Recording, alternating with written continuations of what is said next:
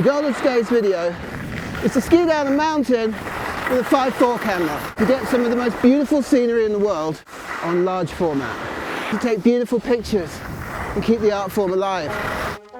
The camera that I'm using is similar to a lot of the cameras Ansel Adams would have used, and this is exactly what he would have done if he had skis. We've been watching the weather forecast all week to get a mixture of visibility but with dramatic clouds. But when we got to the top, we just got the dramatic cloud. This would be a lovely view if you could actually see anything. So we were originally going to go down the Cascades run, but we can't do that because it's closed. The Cascades is a beautiful 14-kilometre run where you can see amazing views of Mont Blanc and waterfalls and all sorts of things. But we're going to have to improvise and head down a bit because there is zero visibility right now. So we headed back on the run towards the village of Flaine in the hope that we could get below the cloud and get some awesome pictures on the way down. So this is our first shot. I've got 10 shots that I can take, total of 5 dark slides, 2 shots in each. And I'm taking a shot of the valley and the town of Flaine. Bash also wanted to compare the 200 megapixel camera on his new Samsung Galaxy S24 Ultra to the 5.4 camera. We can give it a go. Do you think you can beat this? Which we thought would be incredibly popular with the old 5.4 large photography crowd. There's no way a mobile phone can produce an image with the same kind of clarity and resolution as a large format 5x4 negative. Number 1. Is there? I've come up here with the absolute minimum of gear.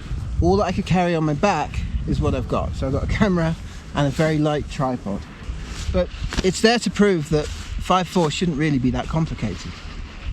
We'll find out if that's true. Do you have a preview on that thing? You see it on the back. I know, but once you've taken the photo, how do you tell when it's good enough? Oh, how do you see the picture? Yeah. Well, you press these buttons on the side. There's a play button right about here. Ansel Adams also said it was the 12 inches behind the camera that counts. Today, technology takes pictures for us, and large format photography is perhaps the last refuge of the craftsman.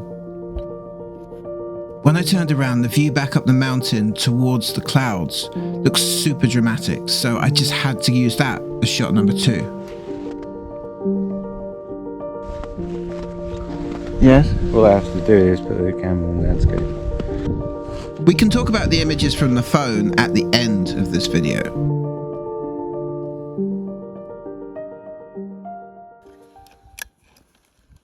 It was time now to head down to the other side of the valley to see if we could stay below the cloud and get some spectacular landscapes. So it's time for a little bit of off-piste. There's some guy taking a piss on the snow. If your lens isn't too wide, that looks lovely in frame.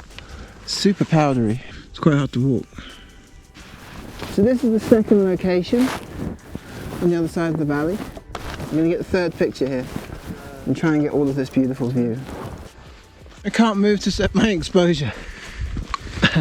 The snow's so deep. Let's have a quick check. Everything's done up. This shoot was quite hard on the gear, so I had to keep checking and rechecking everything all the time I was shooting. I've noticed there are 3 tiny little pinholes in the bellows of that camera. I think opening it and closing it the way the Wister works is actually quite hard on the bellows. I can't fix it. So from here on in, I'm going to have to use the dark cape over the bellows. So that's 3 dark slides, 6 pictures, 4 left. Onwards and upwards, I guess. Oh, down.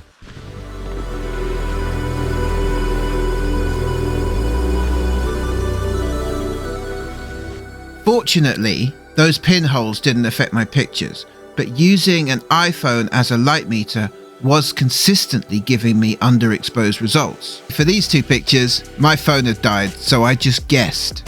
So large format photography tends to be quite gate-kept. And it's not really good for it. It's a dying art form anyway. It's not the easiest thing to do. And whenever I make a video about large format photography online, I get all sorts of comments like, oh, you're not using cable release. Your tripod's not heavy enough.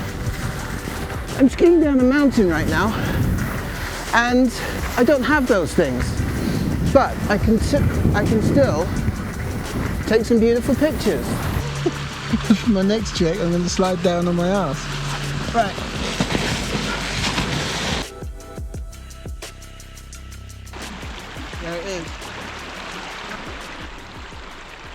because I saw those holes in the bellows at the top of the mountain, and using the dark cape to try and block that light out. I do concede that having a cable release probably would have been a great idea. Is that a thing framing? Who decides they're going to take a very vintage camera down a mountain? I do. Right now, we're trying to outrun the cloud and get below With the it. cloud coming down the mountain, conditions were changing by the second. Oh, I see. That's why I can't see anything. Because there's nothing to see. So I looked at the real world for a second and I was like, oh shit, there's no visibility. It's pretty here. You can see for miles now.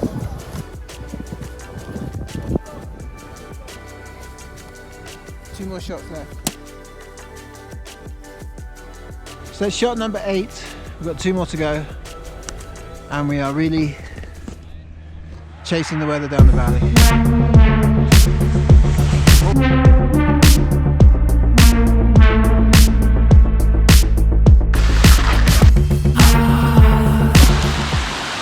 I think it's appropriate for the last shot to redo the melting snow. It was at this point that he knew that he'd up. I just double exposed the last one. A lot of people get very angsty about, well, they say white should be unexposed and black should be exposed. And they've been quite arsy in the comments before. But as long as you have a system and you stick to it, it really doesn't matter. Now, I just double exposed one of my pictures because it didn't stick to my system. The images from the 5.4 camera will be available on Patreon and on Darkroom Tech. Now, what about the Samsung Galaxy S24 Ultra? 200 megapixel 3x4 sensor on at the moment in auto everything, to be fair. It's a dumb thing to do, right? To compare a phone to probably one of the purest forms of photography. And it is in the sense that a negative should be printed, not scanned. My scans are not the best. But the resolution and detail that is coming off this phone is absolutely comparable to what I'm getting off these large format negatives.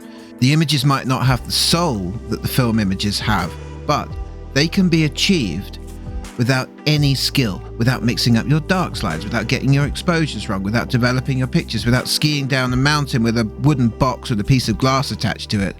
Anyone can get these pictures. What do you think? So that concludes 5.4 on skis.